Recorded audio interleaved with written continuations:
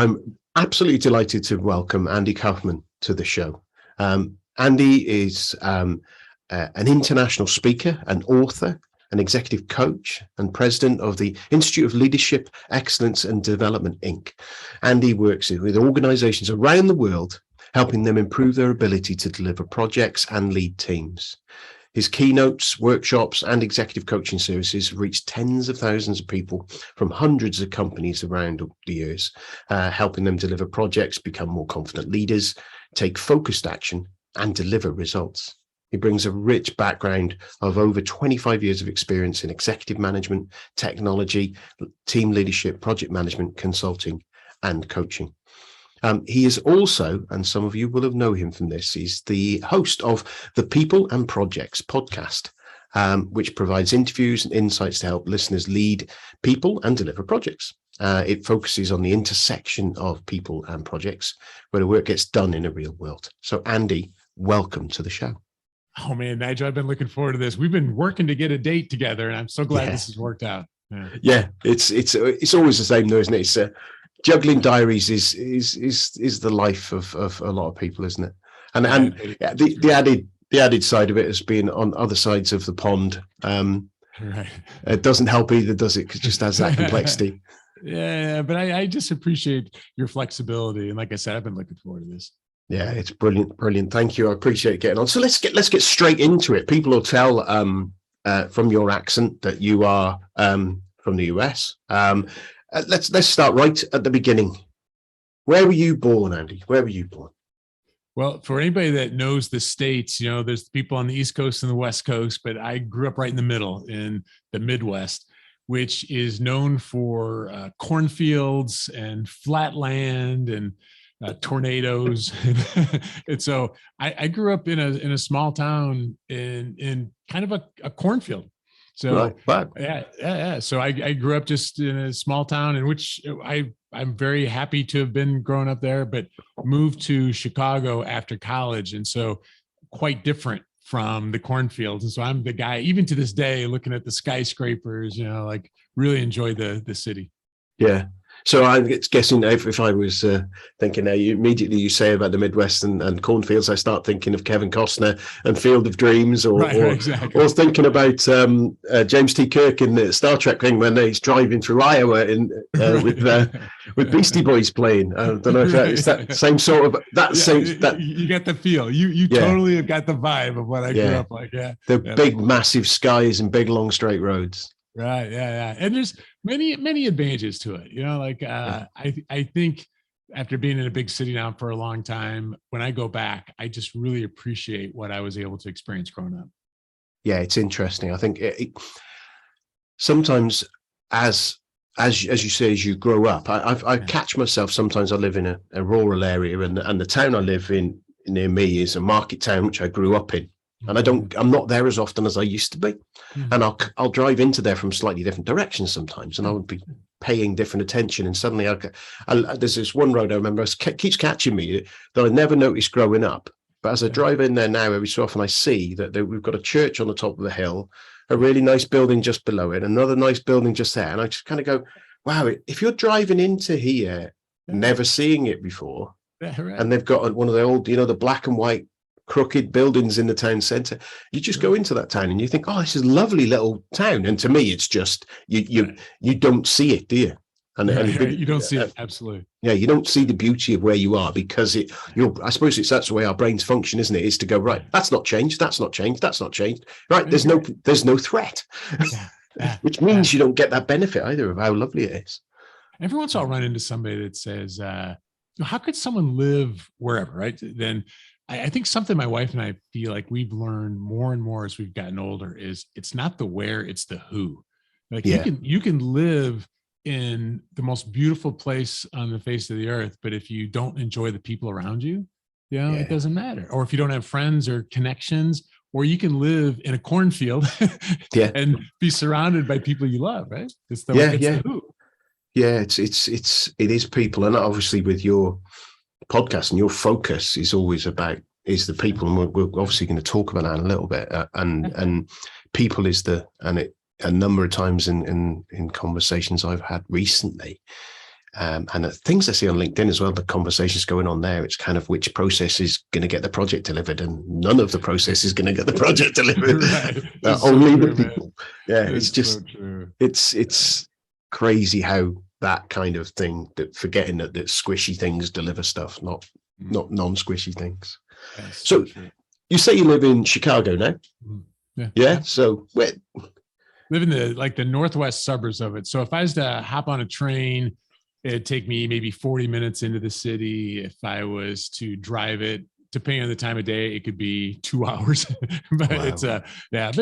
it's close enough that we really get to enjoy the city. And I feel like Chicago's reputation has maybe been tainted in recent years with violence. But just about any big city, there's the upside and the downside. But Chicago, it's a beautiful city. Like Lake Michigan is, if you stand next to it, you think you're next to an ocean. It feels like that. And so it really is a lovely city. Yeah, it's places I've seen on the TV and kind of places you think, well, yeah, that looks quite interesting to go to. So you mentioned your wife there. What about family? What were you? 100 kids, 5 kids?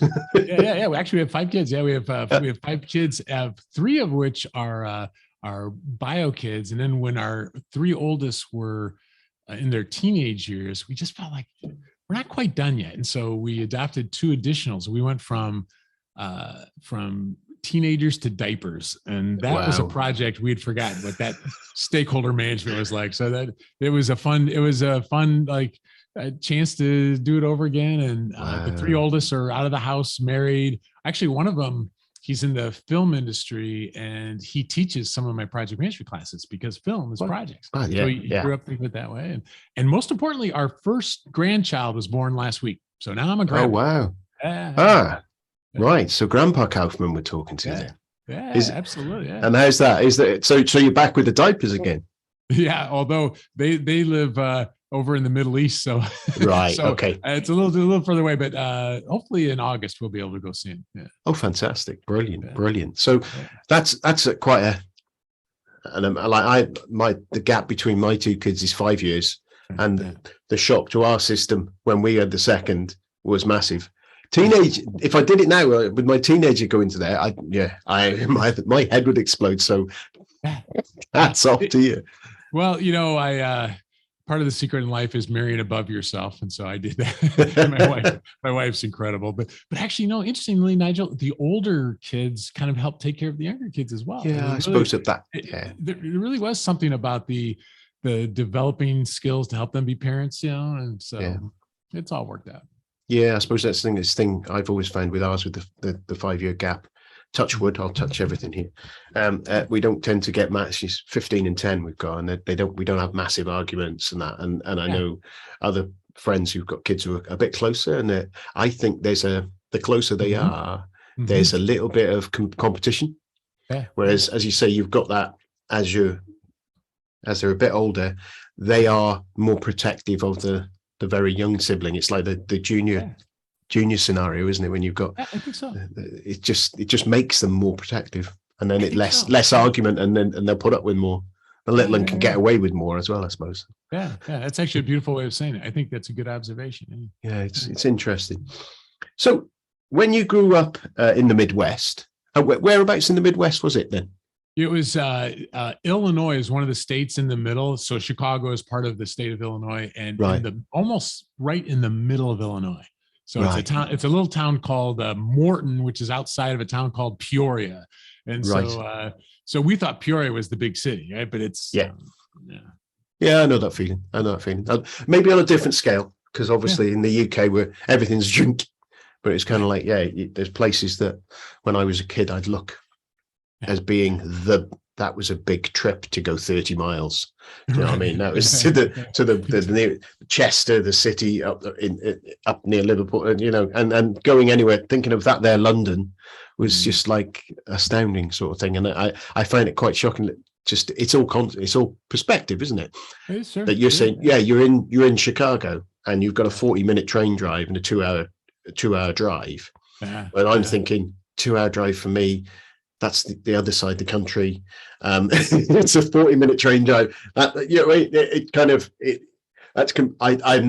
I see it as completely different. Is it really interesting on the scale of well, you guys over in the US and us over here? But I've got a son who his dream would be to go see a Chelsea game at the home stadium. I mean, that would be his dream. So as much as we have plenty of things in the US, I mean, you live in a beautiful and a historical and an epic in many ways part of the world. Yeah, and but again, I think it's that same thing of where you come from and where you go, isn't it? You look across to you guys over there, and we all romanticize somewhere where we're not, don't we? And actually, sometimes with projects, we do the same. I find. Yeah. Oh yeah. You look at someone else's company, right? If I worked at that company, if I had that boss, you know, how things would be so much better. Right? If I had that project, if I had that team, sometimes you'll get. Maybe that's a bit extreme on the team thing, but you know what I mean? It's kind of you do. I think that the saying the grass is always greener kind of thing. It does. We all try not to be like that, but I think it does. It naturally plays out, doesn't it? Well, you know, there's a former Secretary of Defense of the U.S. who he said something along the line. If this is not a direct quote, it's really close. He goes, "You don't go to war with the army you wish you had. You go to war with the army that you have." And, you know, that's kind of a version of the grass is greener. Like it might be nice but that's helped me in so many situations of, I would love to have a couple different subject matter experts, or I'd love to have different stakeholders, but this is the army I've got, you know? Yeah. And so that's how we lead projects. Yeah. That's a really good way of putting it. It's kind of, I like that because it gives you that,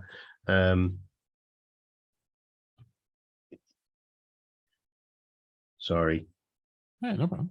I'm writing this down, and you'll find this. I do this, and I don't cut it out now. I've started writing down stuff that I think is of noteworthy, so that when I do my little edits, I can pull stuff out, and I'm quite happy to talk about that here. Do you know what I mean? It's kind of these are the bits that are kind of make me think, oh, there. And I'm trying to get better at that rather than just trying to work it out. So, brilliant. For those people out there listening to this, that's why I'm stopped and paused for a moment there. Yeah. It's and if you're watching, you'll have seen that I would look like I was looking down at the floor, but that's because I was writing. And I can't do two things at once. That's my stuff when I bang on about productivity. Do one thing at once really well. So when you were there in Morton, growing up, what did you want to be? Was it a project manager? Yeah, you know, it's funny you say that because I've yet to meet anybody who at age 8 said, "Mommy, someday I want to be a project manager." Like, we don't usually say that sort of thing. So I knew at a pretty early age, I loved computers. I had an uncle that had, the model was called the TRS-80. And I don't know, maybe it's called different things in different countries, but it was one of the rings early a bell. I seem to call it Radio Shack was the company or something like that. Mm-hmm. But he had it in his closet. He wasn't using it anymore. And he goes, "Would you like this?" You know, Nigel, you would have thought I found like the fountain of youth or something. Like I could not walk away from this thing. And so I kind of fell in love with programming. And then I had a teacher in high school that truthfully, I wouldn't say he was a great teacher for computers, but he didn't get in the way. And I think there's a lesson there sometimes. You don't have to be a great project manager, but don't get in the way. You know? And he didn't get in the way. So if I'd say, "Hey, you know, can I try that?" He'd be like, "Sure." You know, and there was somebody that worked at the school that did some computer stuff. And she's like, I said, "Can I help?" She goes, "Sure." And so I had the blessing of people that just allowed me to do some experimenting and just, you know, I had summer jobs then that led to software development. So the early on, like it wasn't be a policeman or a pilot or a fireman or whatever. It's like, I wanted to be a software developer. So that was what I wanted early on. Yeah. Well, I suppose sort of, I don't want to, unless you want to give away your age, sort of 80s was when that was the pickup of IT was, it became something cool, didn't it? You had, you'd watch on the TV, you'd have films, you'd have IT people in the films, wouldn't you? You have things like Flight of the Navigator, you have war games, all the stuff covered in the film Ready Player One. I don't know if you've seen that. A lot of the stuff there, that was when it was really starting to ramp up. And for anyone who's into computers, that those sort of things were kind of making you think, well, yeah, can I hack into the NATO computer systems or whatever as a 5-year-old with your VIC 20 or whatever. And that it felt like the whatever country someone's in, whatever their pioneering days was. That's what it felt like to me. You know, it was like this new thing and all this potential. And it wasn't even that it was cool. I just loved it, Nigel. I mean, I could go without food or drink, you know, for it felt like 12 hours just because I'm playing around. It was probably something completely meaningless, but it still was just this fun challenge of how to learn how to do it. Yeah, it's interesting because it's that draw to problem solving, I suppose. And I know that, and I still do it now in learning how to do all this stuff, learning how to publish these books and stuff, learning how to do some of the sort of artworky type stuff with social media and that. I always find you can sit there sometimes and look at someone and be stuck there for ages, and you just go, hang on, I spent ages doing it. And I think, again, that was something that you had with the computers in those early days, is right, you know, you can get it to do something. You didn't have YouTube, and you kind of had some instructions from somewhere, and I don't know where kind of got them those days, thinking about that, unless you've got a book or something, and kind of played around, get even the thing of you get it to say hello, hello on the screen, and then you work out to put the semicolon on the end of the basic, and then it fills the whole screen, and then you work out how to make it change colors as well. And it's all those little things that the first things you learn, isn't it? You're speaking my language, Nigel. That was early on, because like you said, we didn't have the YouTube, or we didn't have all these other things to be able to help. And so it's just the experimentation. I think to this day, and this is a good side, but a bad side of me as well, I love debugging. So like you said, it's a problem solving thing. But the downside of that is the project manager who's the firefighter and always loves just debugging is maybe not forward thinking enough. And so I struggle with that. And also sometimes the perfectionism of, I got to get it better, you know, like your social media stuff. I mean, you're doing a really good job, Nigel. I love watching you. I think you do a really good job of helping get the word out, and you invest heavily in our community, which I really appreciate a lot. I don't know if you struggle with this, but it's when is good enough, right? Well, like when is it just good enough? And this last weekend, I spent some time with a team member of mine, and he'd come across an acronym, GETMO, GETMO, good enough to move on. GETMO, GETMO. And for me, I'm going to hold on to that one, because all right, this is good enough to move on. You know, this is good enough. GETMO. Yeah, I like that. And do you know what? I think kind of go back to the military analogy, and I don't know if this is true, but remember the original Jeeps. I can't remember what Jeep stood for something, and it was just enough something like just enough equipment to perform, or something like that, or something like that. And whether that's true or not, or whether it's just, you know, urban myth thing, but that's kind of how it was done.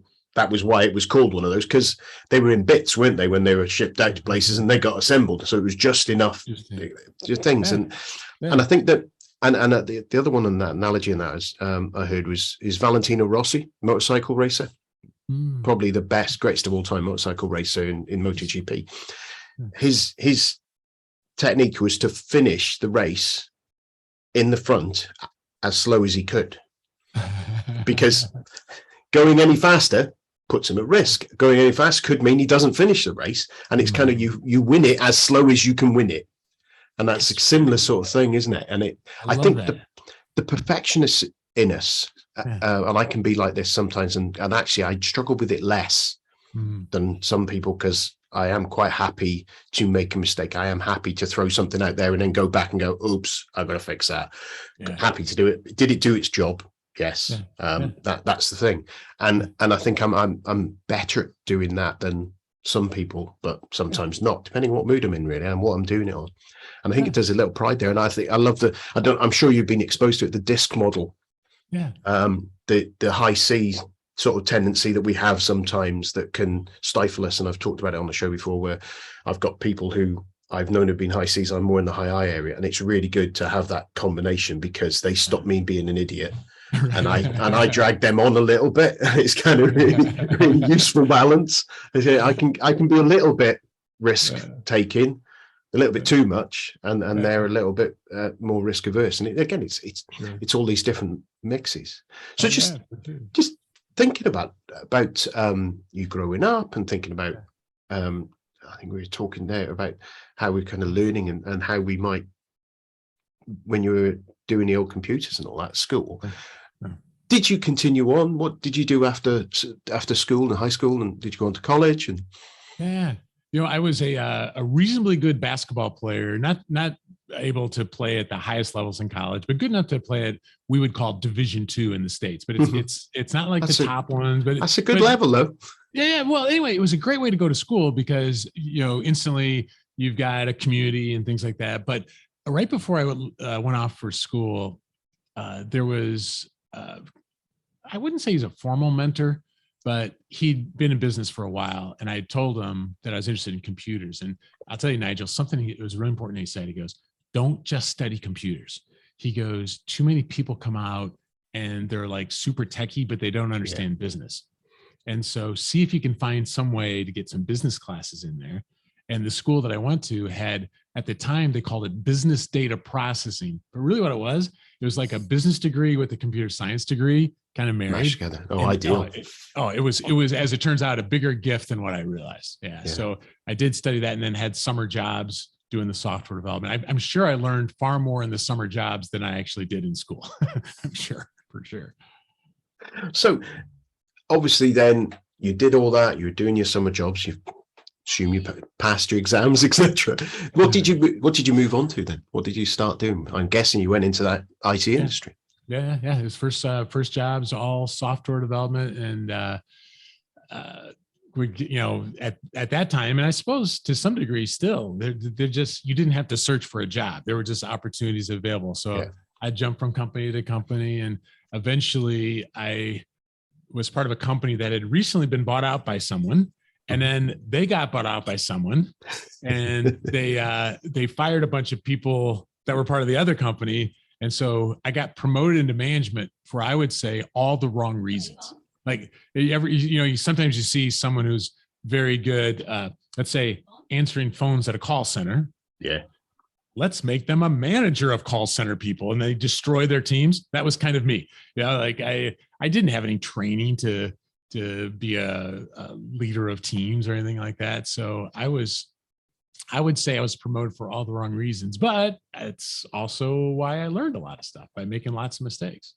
Yeah. Well, and I wonder, and again, you'll correct me on when this was, but the management training around then, I imagine it was limited, wasn't it? It was it was based on a few experts out there, a few books out there, not necessarily a lot of tried and tested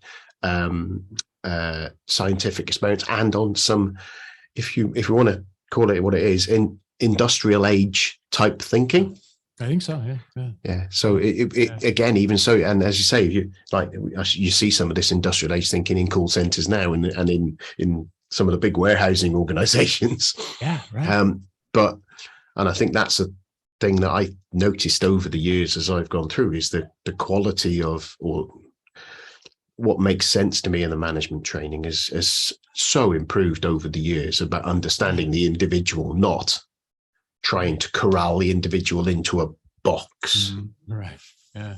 I feel like whether I was trained at Nigel or I just assumed it, but it was all about being the boss. Like the idea of servant leadership was not something that got talked about. The idea of fostering psychological safety was not something that was being talked about. It was about supervisor subordinate, which really, when you think about it, subordinate, what a terrible term, right? Yeah, exactly. Yeah. And so I had to learn the hard way, but it was a technical group. And so it helped because I could at least relate to them to that degree. And we had, some relationships. In fact, I would say my early teams, Nigel, were really strong. So I thought I was pretty amazing. So they did well despite you. Right. Yeah. Until I got some teams where they weren't as strong. And then it was like, oh, okay, maybe I'm not that awesome. Yeah. Well, that's it. I think you do learn. I remember some of my first roles in project management. I remember running up to a bunch of people. There was a problem with something. It's kind of like, right, where's sysadmin? Why can't they just sort it out? and the person looking at me go, I'm sysadmin and I'm working on it. And I'm like, this small, I was tiny. I was just felt like an idiot, and I learned something that day. And I can remember, there's very few conversations I remember from the company I was in that I was on right there. I remember that one vividly. I can even see the room. I can see the cupboards on the wall. I can see, you know what I mean? It's because how I felt and thought, one of the big, like say, the big lessons when you do it wrong, isn't it, sort of thing. Mm-hmm. So there's this guy who's a former head of training at Facebook, and it's probably been a couple of years since I interviewed him, but he had a book on culture. But I'll tell you, Nigel, this idea was helpful. I think it's related to what you said. If this is not a direct quote, it's really close. He said something along the lines of, every company sucks. Your job is not to make it not suck. It's to make it suck less. and part of the reason why it sucks is you're part of it and you suck. Right? So I almost didn't interview him because that was like the depth of the book. But isn't there some truth to it? Like sometimes we think, oh, my company is so messed up or whatever. But hey, I'm part of it. So what am I going to do? And I could blame people. I could blame my team. I could blame the company. I could blame the culture. But what am I doing to make it better? Yeah. And make sure I'm not making it worse. Yeah. You know? Yeah. It's like when you're sat in a queue of traffic complaining about the traffic. Yeah. Right. Yeah. You're part of it, aren't you? You're part of it, right? Exactly. Yeah. What am I doing? Yeah. Am I driving in a way that's going to help? Yeah. Yeah. That's a good point. So when you moved into that management role, was that kind of line management within software teams and all? So how did you move, and why did you move into project management? How did that happen? Right. So I started my career in the very early 80s. And as I got into more of officially a management role in that I had direct reports, it's almost more of a team leader. Like, I don't remember what the exact title was, but it was more of a team leader. And it was effectively a PM role. We just didn't call it project management. Right. And then when I got into a formal manager role, once again, we didn't call it that. But, when I go back and I think about the responsibilities I had, it was effectively what we'd call project management. I eventually became a director and a vice president, but throughout that whole process, at one point, it was when I was at a VP level, we brought in some project management training. And I want to tell you, Nigel, to me, that was just like, it's almost like the scales from the eyes, because you're one of those things when you're like, I'm doing it now, I know what it's called. Or now I know the why behind it. And then I wasn't doing it all perfect by any stretch, but it gave me these ideas of, well, we kind of did a work breakdown structure, but now we know what it's called. And we kind of did risk management, but we didn't really kind of formalize it in the same sort of way. So to me, I just deeply resonated with it. And when I finally realized that project management is how do we get things done, to me, that is, I just want to dedicate the rest of my life to doing that, like myself, as well as just helping other people do it. Yeah, because at the end of the day, it's and I've seen it. I was talking with someone, and project management. When you're doing project management, you are changing the world. Yeah. Now, it's whatever context it is about changing the world. It is making a difference to what happens. Now, you're not necessarily doing it. Enabling change is probably the best way to describe it. But you are. It's such a the influence that you can have is massive, isn't it? And for good and for bad. That was a good point. And I think I was kind of fortunate, I think, in from my point of view, is that the project management was a career. Project management was something, but it was still very new. But it was quite a while after that. It wasn't something I saw as part, because I did business studies qualification coming out of college. That was sort of mid late 80s.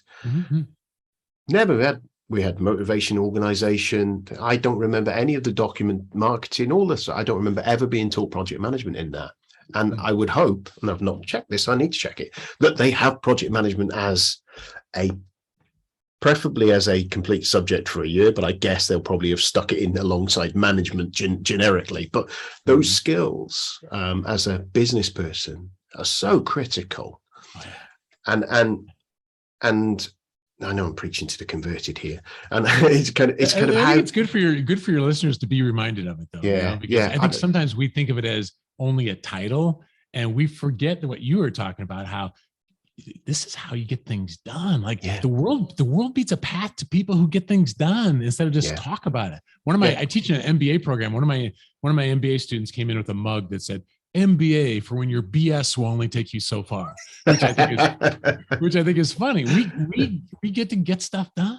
Yeah, I think you're right, and I think that's what draws people down. You get new stuff done and draws people to the industry. No, I get frustrated when I manage your projects or have teams that are managing projects that aren't getting anywhere not because of them, but because of the garbage that can sit around the outside of it sometimes. Yes, absolutely. And that's the worst, because you want to make that change. You want to help the people who are going to get that, the stakeholders who want it, or the end users who want it. Those are the things you want to get out to people as quickly as you can. So thinking about that then, and you kind of worked out maybe many years later that you'd been doing project management.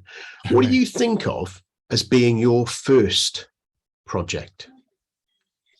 It's so funny you say that, because it would have been probably one of my summer jobs in high school. So check this out. There was a dermatologist in town who had a lot of money.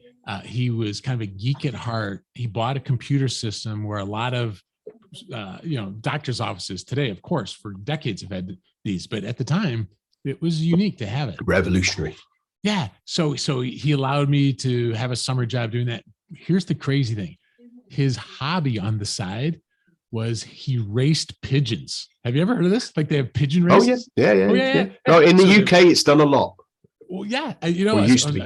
Oh, yeah, exactly. And I don't even know what it's like in the States anymore, but he was into this. And so they release them all at the same time. And then they have those fly home. Yeah. So anyway, he wanted software to track and start predicting based on history. And so to me, the guy who I could live on burritos and hamburgers and drinking Coke or whatever, and just caffeine, working through the night on pigeon racing.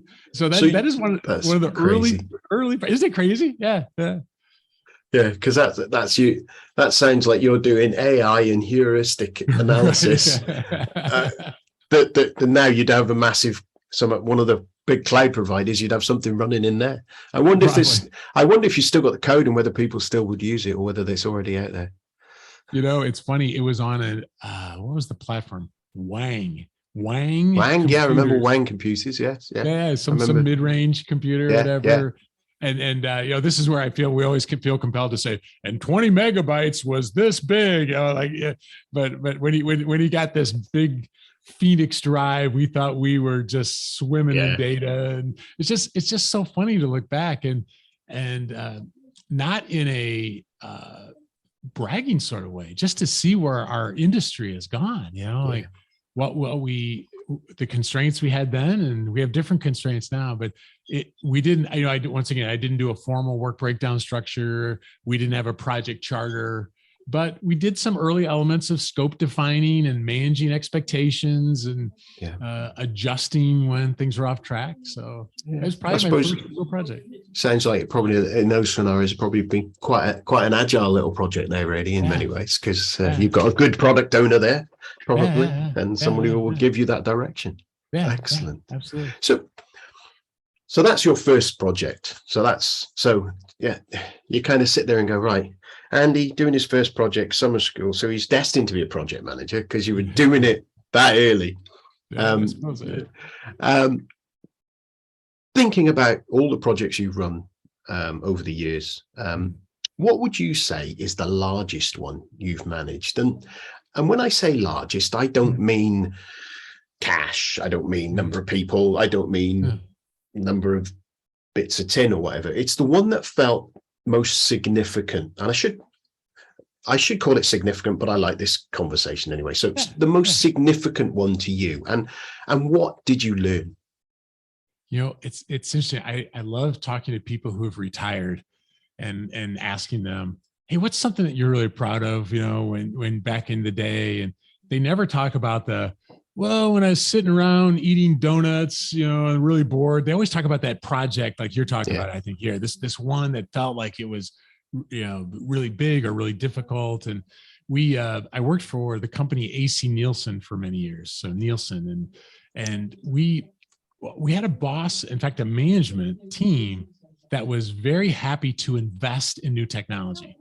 And so the project that comes to mind when you ask that question is a project where we're using very up-to-date technology from Microsoft, and the time and we were changing languages that we were using to develop, and the team was one of those teams that had been together for a while. It's like the football team that now they've been together for a decade and they're killing everybody. It just felt like we needed a walk-in song when we walked into a room, because we just worked really well together. Anyway, it was daunting deadlines.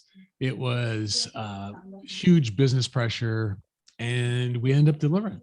And so I couldn't tell you the budget. It was probably about a year long, but it was a combination of the technical challenges, because new technology, you actually work with a lot of new technology yourself to this day. And so, there's the good part of what comes from Amazon or Google, and there's the downside of being on the leading edge. But that when we look back, in fact, I still have friends from those days, and we look back at those times of like, we were living life right then. That was the project. So like I said, it was like the technical challenge, the business challenge of it, the camaraderie of it, and the business benefit then as well. Yeah, that's brilliant. I think sometimes with those sort of teams, and quite a few of the conversations I've had historically with people, is when you have those scenarios, when you have that team, when you have that sort of in quotes potentially unachievable project, and that team that comes together to deliver it, and you work with them, that creates something very special, and it creates that lasting memory. It's those things where you thought, I don't know how the heck I'm going to get this done, and then you get it done. That kind of, I sit there and I think there's certain ones that I sit, and they weren't the easy ones necessarily. They were the frustrating ones, and quite good in that way. So what did you learn? What do you think your biggest learning from that particular project was? I think probably there's a number of things that come to mind, but I think upon reflection, I probably, even at the role I was there, tried to do too much myself. And it was a project that was big enough that I had to rely on the team. Yeah. And so learning how to almost be more of the conductor of the orchestra instead of the first chair violin. I think I spent too much time trying to, run back and hit the drums for percussion. And I think I spent too much time trying to do that previously. And that project, it was just impossible to do it. And learning that if we can create the conditions under which people can perform, that's so much better than having to just perform myself. And so, there are a number of things. I guess another lesson out of that one is there's almost always a way to figure it out. If we, like probably the best leadership advice I've ever gotten, Nigel, if you have to put it into 3 words, figure it out. What do leaders do? We figure it out. And for some reason, those 3 words have helped me so many times that when you're in this, it's maybe I don't even know how we're going to do that, but I have to have this belief that as a team, we will be able to figure it out. Yeah. And I think if we're leading the team and we have that bias that, hey, listen, I understand this is difficult and I don't have the answers yet, but we will be able to figure this out. I think there's something about that optimism that we had, even though we weren't sure how it was going to happen. And I suppose one other lesson related to it is kind of implied what I said is if you surround yourself well, you can do amazing things. As cliche as that sounds, with a really strong team, and it was a really strong team. So trying to keep teams intact, trying to make sure you're attracting as much as possible really strong players, that makes a big difference. Yeah, that makes sense. I think that on those, it's kind of that figure it out thing is, I've been guilty of this, is holding my hands up in the air going, I don't know how we're going to do this, can't do this, I don't believe we'll do it. And that goes into the team. My attitude goes into the team. And I've seen it happen. It was through a period when I was struggling. I'll openly admit it. I was struggling mentally, and I look back now and I realize that it was one of those things where traditionally I was an optimist. Traditionally, I could be that person to go, yeah, it's garbage, but let's work it out. We can do it. You lot are great, kind of thing, and we built it. But I wasn't in that space, and I saw that. When I look back in hindsight, I saw that go out to people, and I think I love the thought of being. You're saying about the orchestra and that analogy of that, and being in that position. In order for you to be able to sit back and go, guys, I know you can do this. I'm available for you. You if you're running around headless chicken trying to do everything at once, you haven't got that room to sit back and help them lift the chin up and look, and you out there to be able to also go, right, bounce the ideas, because that's the thing I noticed, and I'm trying to do myself lately, is to be more available rather than in meetings all the time, to be sat back going, I don't know how to do this. Oh, perhaps we should do this, so that when I need to do something quickly, bang, I've got the room to do it, and I'm protecting my diary like voraciously, to say, look, I need that. I need air gaps that I've got nothing planned in. Whereas I used to feel like, well, if I haven't got either my work planned in there or a meeting planned in there, then I should have. I feel like, well, what am I doing then? And it's kind of, well, no, you need those air gaps. To be there, but you need to protect those air gaps, because if you leave an empty diary, people will fill your diary up. So kind of a juggling point, isn't it? What I love about that is when you respect your time, you're also showing your team that they should respect their time, right? So you're modeling in a good way. Like I thought about this a lot over the last 2.5 years, because we know there's secondhand smoke, right? With smoking, there's secondhand stress. And if I'm stressing out with my teams, or if I'm stressing out with my family, I mean, we're human, right? So we'll have our bad days, but if that's my go-to, or what I'm characterized by, it's going to affect the people around me. So I feel like if we can get ourselves in project situations where we can't do it all ourselves, right? Like we just, it is beyond us to be able to do that, and learn to be the conductor. How can I coordinate? How can I mentor? Things like that. It just, and I appreciate your comments there, Nigel, about how it gives you time to think, it gives you time to catch up, and it models to other people that they should do the same as well. Yeah, cool. So just thinking about this then, so we've had your largest thing, and that's kind of, I've got a question about proudest delivery, and it sounds like actually that delivery you were talking about there is probably sits quite comfortably. It really is. It is, yeah. But let's have some more fun now. So what was your biggest screw up in a project, and what did you learn the most from that?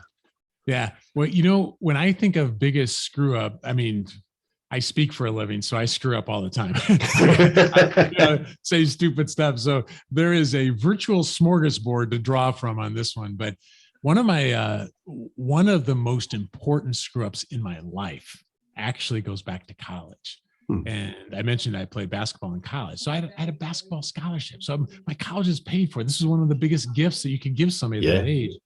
After my junior year, my third year, my body was kind of feeling beat up. It was clear I was not going to play professional. I was just kind of burned out. And so I quit. But it wasn't just that I quit. It's how I quit, Nigel. I stopped going to meetings. I didn't go talk to the coaches. I didn't have an explanation about it. I just stopped showing up. And, I lost my scholarship, which I should.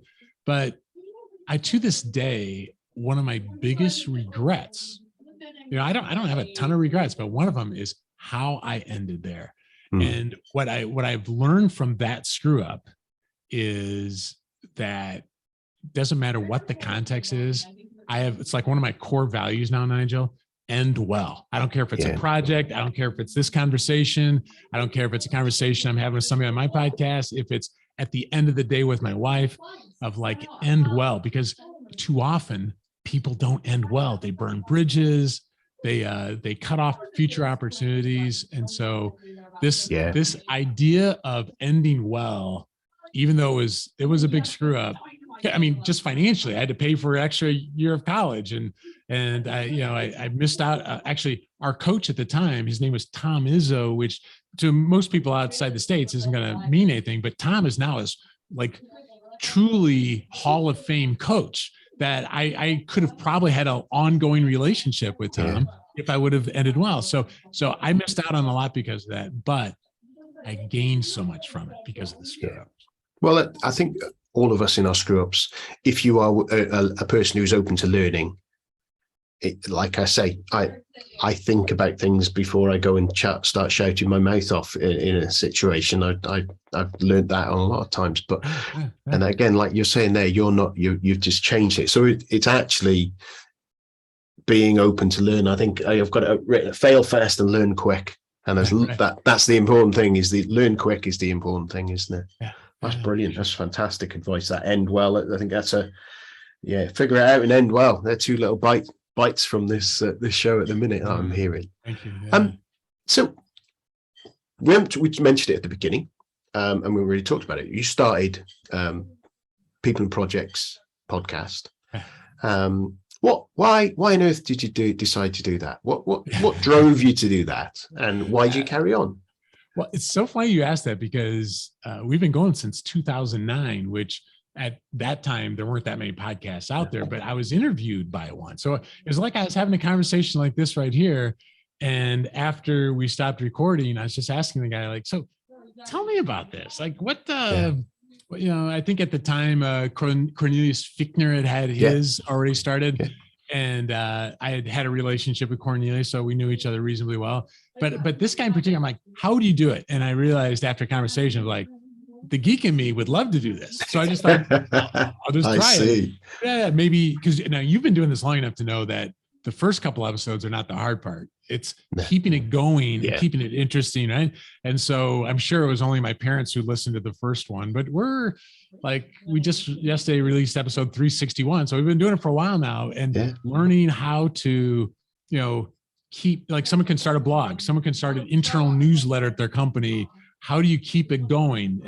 And so what I didn't know at the time, Nigel, was I thought I was doing it just because I enjoyed the geek side of it. I didn't realize what a learning opportunity it was. Yeah. Right? Because I spend time with you now, and we learn together, right? And so I had no vision at the time for how much it would impact me, as a learner. Not just hopefully listeners, right? But it was I'm just going to grow. So very thankful for that.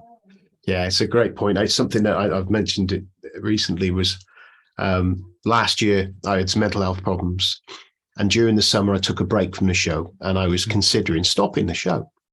And then I, for whatever reason, I said, no, I will carry on for a bit. I'll run it to the end of the year, see how it goes. And then in the months leading up to that, I started to get some momentum on guests, because it started, you get the ebb and flow of guests, and sometimes it's you're there going, right, I've got these guests on, and 15 of them, not 15, but all the ones you've got scheduled for next show that you're due to put out because you want to keep it regular, suddenly they're not there, and then you're scrabbling around trying to get some of the other ones who are kind of maybes, and it started to get quite intense. And then so that was one of the reasons I was thinking not. And then suddenly it started momentum, getting people on the shows become easier, a lot more people on it. And probably a month ago, and I've been doing this now since 2019. And originally I was shouting into the internet on my podcast to get people to buy one of my silly books that I'd written. So if anyone's on the video, it's these ones here. And it was just shouting into the internet, hoping someone would listen. And then I thought, well, let's add some value. So interview people. And exactly what you said there is, I'm looking back now, I've been putting together a little video of all the people who've been on the show so far. And there's over 45 people, it's nearly 50 people that I've interviewed so far. That's nearly 50 hours worth of content. That's me having a masterclass from 50 people for an hour over the past 3 years. And that's way more training. If we're learning, if we're learning, other people are too. So like you said, we're getting trained while other people are as well. And I'm just thinking, if I was paying for an hour of each of these guys training, it would cost me a fortune. So I think it's a fantastic way of getting that. Now I'm noticing we're just coming up on time now, and there's a couple of last few Is it questions really? that I asked the show. Yeah, we're coming up to That's gone fast. on the hour. Yeah, it usually does. It's funny. I always find that people don't realize, but they do like talking about themselves. It's quite fun. So these interviews, I do like these because people can spend a lot longer talking than they realize they can about themselves. So what was the last type podcast that you listened to? Not including yours and not including mine. Yeah, probably Stuart Taylor's, because he Stuart, I think you are a clear voice. I think Stuart is trying to do, build up a YouTube presence. And so I think probably the truth is I don't listen to a lot of project podcasts. Yeah. I like to listen to a lot of stuff that's almost seemingly unrelated to what we do. And then what you end up finding is it's related to what we do. Yeah. Cool. Get that. So what's the last project blog that you would have read? I don't really go to blogs. You know what I do is I go to LinkedIn. I use LinkedIn I do as well. Far more than I ever would have thought. And I'd recommend that other people follow your lead in that, of just because then other people's blogs are there. And then if it looks interesting, you can go, but I find that there's a lot of diversity there. Yeah, cool. I agree. I think there's a place you can find in there. And I think from the project management community, there's a lot of really, really good opportunities to get insight on a regular basis just from following the right people. So the last two questions now. If you had a top tip for a seasoned PM, someone who's been out there, they've been in the trenches. I know from your podcast you have things like a PM who's been there, done that, qualified, certified, deliver several projects. What was the top tip that you would give them this minute to say, right, do this now? Yeah, it's a great question, because there's all kinds of technical PM stuff, but they probably already know that. But this is a while back. I interviewed Whitney Johnson. She's typically in the top 10 or 15 of the Thinkers 50. So she's a clear voice on management leadership. But her book is called Build an A Team. And her entire book could be summarized by an S curve. And so the idea of the S curve is when someone starts relatively new in a role, they're at the bottom of the S curve. And then as they learn more, eventually they get to the top of the S curve. And so one of the messages of her book that I think is relevant to seasoned PMs is she says, be careful about spending too much time at the top of the S curve. The idea is sometimes seasoned PMs can start to get complacent and they can start to maybe atrophy. Yeah. And it's like that person that says, I have 20 years of experience, but it's really 1 year repeated 20 times, right? They're not really stretching. And so there's something about, the way she says in her book is jump to another S curve, which doesn't necessarily mean leave the company. It just become more of a program manager, take on different sorts of projects. Don't get too comfortable, because if you get too comfortable as a seasoned PM, you might get just knocked off the top of the S curve by someone who's younger and gets paid less, or get automated out of a job because they're not trying to grow. Now, since they're listening to your podcast, they're probably not at risk at that because they are somebody who wants to continue to grow. But this idea of not getting complacent, as well as think of your role as a developer of people, not just a leader of projects. Just because when I think back to my perhaps proudest moments beyond projects, I think of people who I had the opportunity to lead when I was the conductor, so to speak. And now they're the conductor themselves, right? At their companies. And I think one mark of a leader for all of us is, did we develop other leaders? And so if they can think of themselves as, yes, you're a seasoned PM, but also you're a developer of people. And that's a true joy. Yeah, it is. And I've seen people surpass my achievements and gone zooming up, and it's really lovely to see. Absolutely. The final question, we're going back to when you were at school, talking to you, when you're doing that first project on the pigeon stuff. What's project management advice? What would you have given yourself at that point? Yeah, that's really interesting. I think I'd probably want to tell myself, like, you have no idea how hard this is going to be and how rewarding it's going to be. Like keep going down this path. And so thankfully I did. But I think sometimes people, they go, I don't want to manage people, or I don't, and you could be a project manager without managing people, but I think I would say you are going to love this. Keep going, you know? And I think if I would have the opportunity to tell myself, just break things down into smaller bits and get them done incrementally. Like, we wouldn't have used the term agile back then, but good project management's always been agile, you know, like good project management has always tried to break things down and to do it incrementally. And so I think I would have, you know, tried to formalize that maybe a little bit. And probably the other thing I would say, Nigel, is, hey, Andy, you know, that project problem that you're losing sleep over, you'll barely remember it a year from now. Yeah. So just, you know, get some sleep. This is not the end of the world. I mean, I think of the presentations I have to give early on of like, oh, they're the sponsor, like, oh, I can't sleep. And all that stuff was not worthy of losing sleep over, you know, but we don't realize it in the moment. So it's hey, you know what? Enjoy the ride. You'll barely remember the downsides, and there's so many joys to come from delivering that. It's enjoy the ride. Brilliant. So, Andy, thank you very much for that. If people want to carry on the conversation, get in touch with you, find out more, what's the best way for them to get hold of you? Yeah, you know, going to the People and Projects podcast would be a great way. It's peopleandprojectspodcast.com.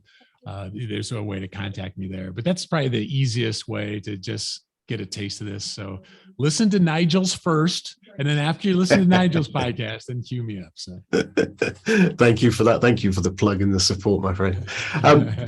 Thank you. It's been a fascinating conversation and really, really, really entertaining and informative, which is what these things need to be. Again, have a fantastic rest of your day, and thank you very much for coming on the show. Totally loved it. We're going to get you on mine too, so I look forward to that. Brilliant. Looking forward to that as well. Thanks, mate. Cheers now.